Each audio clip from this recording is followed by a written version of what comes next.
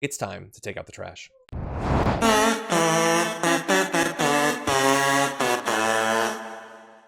So this is Garbage People. I've got my trash can here. It's not the one from the studio, although maybe I'll go and get that because I anticipate that we're probably going to have a lot of garbage to deal with in the near future. So we've got our little trashy here. It's been stocked up with some people who've been horrible recently, and we've got a lot more for you. So because this is our first lockdown edition, Garbage People, I wanted to give you a few. And what do you know? The universe has delivered. So first, we have Republican Senator Ron Johnson. Take a look at what he said recently. I'm not denying what a nasty disease COVID-19 can be. By the way, that's a great start to a paragraph.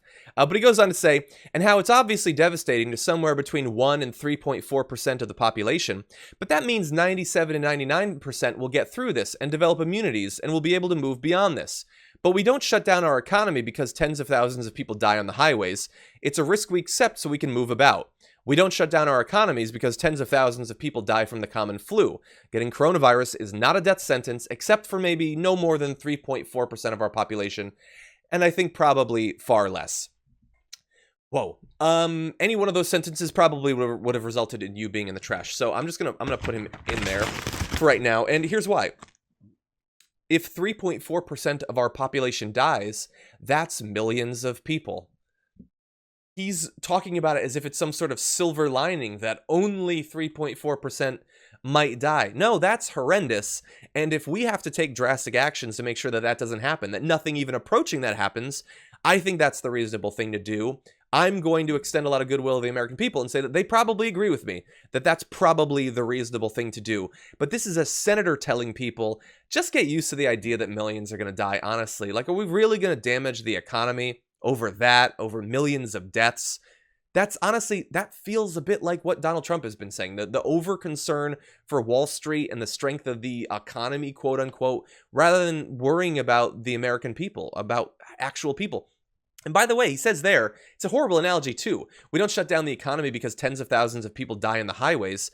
Yeah, that's true. Well, first of all, this is many, many times that. But more importantly, we have introduced how many different attempts to stop that from happening. We have, we have laws of the road. We have speed limits. We have regulations for safety in automobiles. We do many things to make sure that less people die on the highways. And bear in mind, back in the day, there were elected representatives who were against those sorts of measures, who didn't think that you should have to wear your seatbelt, that there shouldn't be speed limits and those sorts of things. That same sort of ignorance, that continues in senators like now the Republican senator of the trash can, Ron Johnson. But he's not the only one. Okay, we're gonna put some other people in there. Okay, I'm ready for this one.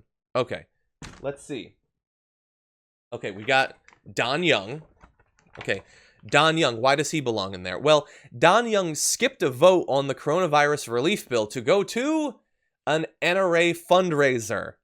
And then he went to a senior center and started making jokes about the coronavirus, calling it the beer virus. And he told people, this is just last weekend, at that senior center, go forth with everyday activities. Put him in there.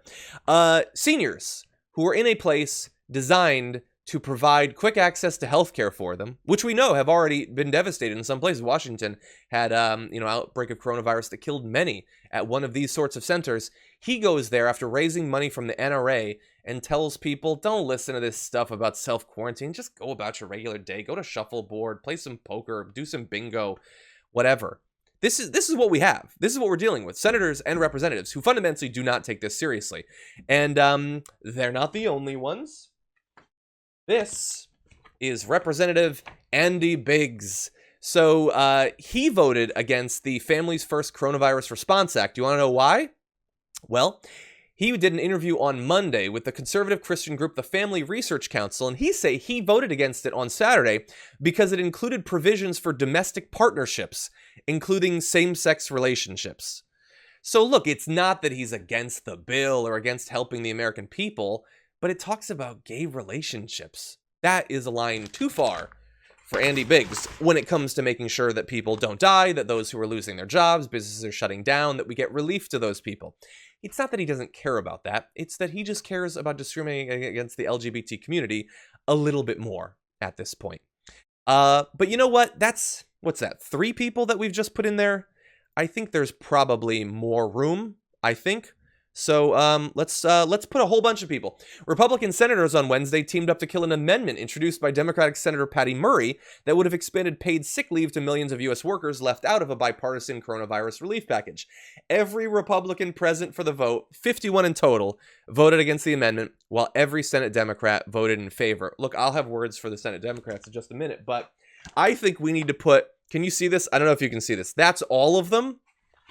So they had an issue with expanding paid sick leave to more workers. Now, they have passed a bill that includes paid sick leave, but is for a very small percentage of the population. People who are directly impacted by coronavirus, businesses of a certain level but not bigger, and the attempt to just expand it, like we have to do something about this. No, they are still splitting hairs on the size of the business and those sorts of things. Again, they care, just not as much as they care about business interests, I guess. So let's put the entirety of their caucus in there. Man, the trash can is going to be really full in like a week. But by the way, let's also note that they are not the only ones who belong in there. Look, I guess you're not supposed to say this, is unpopular or whatever. But what's going on with the Democratic Party right now? Other than a few individuals who do seem to be taking this seriously, we've called out a few, we will more in the future. The lack of passion for this, the lack of like speed on this is just shocking. Like, first of all, morally, this is the biggest crisis that they have been faced with in many years, and thus the drive to do something about it should be bigger than anything else. But instead, you've got like Nancy Pelosi is like holding up the relief package to say that we need to means test to make sure that these checks aren't going to people who hypothetically might be able to get by without them. Look, I understand you wanting to keep the price tag down, I guess, but people are suffering now. And like, again, I don't want to go too far with this, but Donald Trump, whether he actually supports the sorts of things he's saying or whether he actually goes through with it, in terms of rhetoric, is seeming more compassionate, more filled with empathy, honestly, more progressive on this issue than at least what Nancy Pelosi is projecting to the country. And I think that people are going to see that. Look, and so if morally, if you're not, you don't have the kick in the ass to do something about this, how about pragmatically, politically?